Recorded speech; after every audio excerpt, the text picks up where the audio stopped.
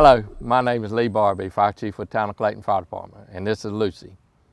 A lot of you think the most important thing we do is fighting fires, but to us, the most important thing is fire safety and fire education. We hope you enjoy this edition of Fire Tips. Good morning. I'm Tony Atkinson, Fire Marshal for the Clayton Fire Department. Here to talk to you today about Fire Prevention Week, which is October the 6th through the 12th. And this year, it's going to be on the topic of preventing kitchen fires. Today, we're going to show you a few things to remind you of what to do and what not to do in the event of a kitchen fire. Kitchen fires are our number one cause of fire. Lots of property damage and can be very harmful to the person. So, if you can remember these few things while you're in the kitchen, it will help you and me greatly. We always want people to have a fire extinguisher. It doesn't have to be this size. Normally, we prefer a 5-pound ABC fire extinguisher. That way it covers everything from paper, electric, and of course grease. This fire extinguisher should be located somewhere away from the stove. It won't do you any good if it's sitting here and the stove catches on fire. You're too close to the fire itself. It should be at the closest exit for you, away from the fire itself. About every other month, you should check this to make sure the gauge says it's good, the pin's still in it, so you can't accidentally bump it and discharge the powder all over your beautiful kitchen. And at the same time, turn it over and just slap it real hard, usually with a rubber hammer, to make sure the powder isn't stuck. The biggest thing with kitchen fires is we often, when we get ready to cook, we turn the stove on and the phone rings and we forget all about it. So when you start to cook, just make sure you give it your undivided attention. Make sure the pan is on the proper eye that you want it on. Turn the handles inward.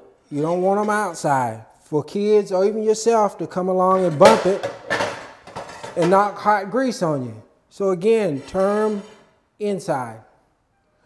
In a few minutes, we'll go outside and we'll show you what happens when you leave a pot or a pan on the stove that has some type of cooking material in it, such as grease. With me today is Mark and Matt.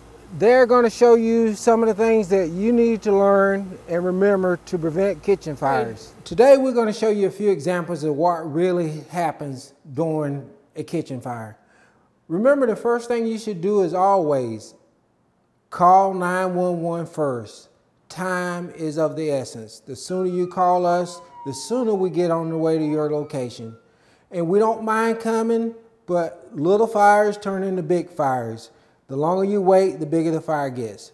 Our first example we're going to show you is what happens when you leave a pan on the stove.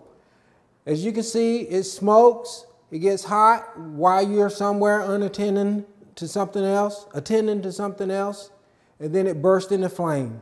When you come back in and you see it, call 911. The best thing you can do first is turn the heat off. Try to cover it and take the pan away from the stove. Push it to another burner.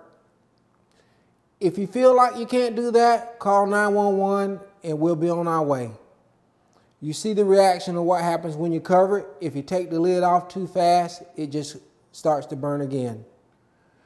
The second thing we're going to show you is what happens when you throw water at a fire.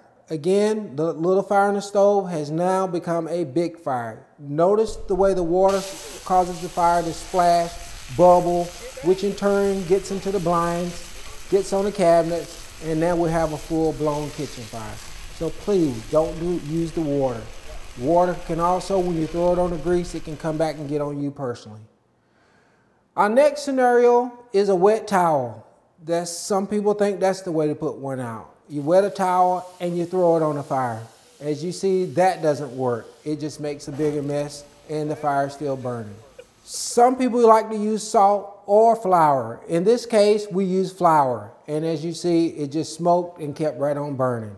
What you should really use, which we talked about earlier, is a fire extinguisher. You'll notice Matt, he used very little powder and it put the fire completely out. But again, as always, dial 911 first. To wrap this up, it is Fire Prevention Week, and this year, again, is Prevent Kitchen Fires. That's what we're talking about. We have open house here at Clayton Fire Station 1, Sunday, October the 13th, from 2 to 4 p.m. Please come down and we can give you more valuable tips on all kinds of fires, safety tips to keep you safe, your family safe, and to help us out. Smoke alarms. It's that time of year where you need to check them again. We're going from the summer season to the fall season to ensure they work. That is your first line of defense to let you know there is some type of problem in your home. So please check them. Again, come by the fire station. We'll give you more tips. Ask us questions. Look around at how we use some of our equipment. Talk to the firemen. And I'll see you then.